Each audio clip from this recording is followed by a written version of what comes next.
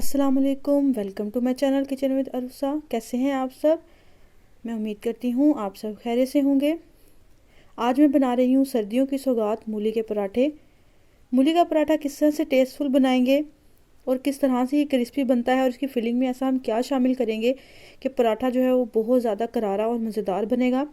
सर्दियाँ हों और मूली के पराठे ना बने, ऐसा हो ही नहीं सकता। आज मैं आपको ऐसे तरीके से मसाला बनाना बताऊंगी कि हर कोई आपके हाथ से बने हुए मूली के पराठों का फ़ैन हो जाएगा। अक्सर मूली के पराठे जो हैं बहुत ज़्यादा चिपचिपे बनते हैं और उसमें पानी जो है वो बिल्कुल भी ड्राई नहीं होता और अजीब सा इसके अंदर एक टेस्ट आता है। आज मैं आपको बहुत आसान तरीके से ये मसाला बनाना बताऊंगी। वीडियो को आपने एंड तक देखना है।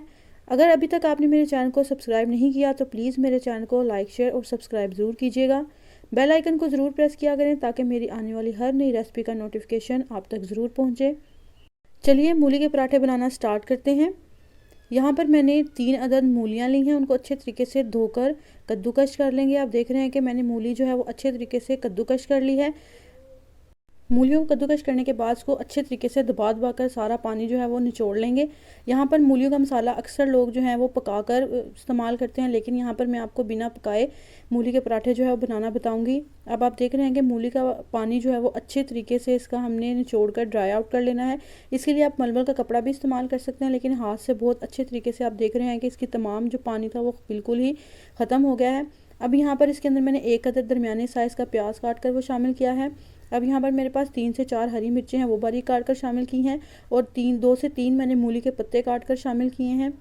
नमक आप इसमें अपने टेस्ट के मुताबिक शामिल करेंगे। 1 चम्मच इसमें सूरख मिर्च पाउडर शामिल किया है। 1/4 चम्मच इसमें हल्दी पाउडर शामिल करेंगे। आधा चम्मच गरम मसाला पाउडर शामिल करेंगे और आधा चम्मच ही इसके अंदर दड़ा मिर्च शामिल की है। 1/4 चम्मच इसके अंदर अजवाइन शामिल करेंगे। अजवाइन शामिल करने से मूली के पराठे में बहुत अच्छा सा टेस्ट आता है और दूसरा ये कि मूली का पराठा खाने से जो गैस की प्रॉब्लम होती है वो बिल्कुल भी नहीं होगी, जिससे पराठे का टेस्ट जो है वो दुगना हो जाएगा। अब तमाम चीज़ें शामिल करने के बाद इसको अच्छे तरीके से मिक्स करेंगे। अब आप देख रहे हैं कि मिक्स करने के बाद इसमें बिल्कुल भी पानी नहीं है। मसाला हमेशा बिल्कुल ही उस वक्त आप रेडी करें जब आप पराठे बनाने लगें, क्योंकि मूली के अंदर नमक डालेंगे तो वो पानी जो है वो दोबारा छोड़ देगी, इसलिए इसको फ़ौरन से रेडी करें और पराठे जो है वो बना लें। अब यहाँ पर मैंने छोटे छोटे 2 पेड़े लिए हैं। आटा यहाँ पर मैं नॉर्मल घर का आटा होता है वही इस्तेमाल करूँगी। अब यहाँ पर 2 छोटे पेड़े लेकर इनको अच्छे तरीके से इनकी छोटी छोटी सी 2 रोटियाँ बेल लेंगे। यहाँ पर थोड़ा सा मैंने खुश्क आटा लगाया है, उसको अच्छे तरीके से प्रेस करके बेलन की मदद से इसकी एक छोटी सी रोटी बेल लेंगे। यहाँ पर आप इसमें मैदा भी ले सकते हैं। मैदे के पराठे भी बहुत ज़्यादा क्रिस्पी और क्रंची बनते हैं, लेकिन हर घर में मैदे के पराठे जो हैं वो बिल्कुल भी पसंद नहीं किए जाते। तो आप यहाँ पर घर के आटे से ही ये पराठे जो हैं वो बनाएं, बहुत ज़्यादा मज़ेदार लगेंगे। अब यहाँ पर थोड़ा सा जो हमने मसाला बनाया है मूलियों का वो इसके ऊपर रखेंगे। अच्छे तरीके से इसको पूरी रोटी के किनारों तक फैला देंगे ताकि किनारों तक ये मसाला जो है वो अच्छे तरीके से लग जाए। अब जो दूसरी रोटी हमने बेल कर रखी है वो इसके ऊपर हम रख देंगे और इसको अच्छे तरीके से इसके किनारों को दबाकर जो है वो जोड़ देंगे ताकि मसाला जो है वो बिल्कुल भी बाहर ना निकले। अब आप देख रहे हैं कि इसको किस तरह से मैं प्रेस करके इसके तमाम किनारे जो हैं वो आपस में अच्छे तरीके से जोड़ दिए हैं।